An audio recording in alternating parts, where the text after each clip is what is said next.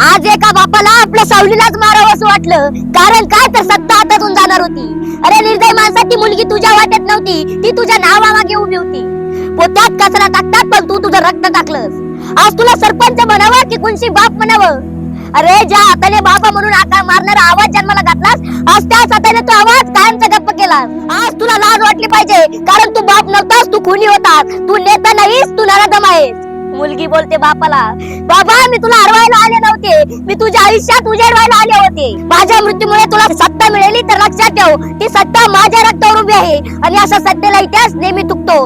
आज जर आपण गप्प बसलो तर उद्या अपवाद राहणार नाही, ही प्रथा बनेल.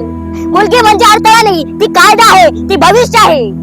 आज जो बाप मुलीला संपवतो तो उद्या समाजालाही संपवतो. आज आवाज उठवा, आज दोषींना नाव द्या, आज लाज वाटू द्या, कारण आज नाही थांबलो तो उद्या देवही माफ करणार नाही. सत्ता जाईल म्हणून मुलगी मारणारा बाप नाही, तो समाजावरचा डाग आहे, तो समाजावरचा डाग आहे.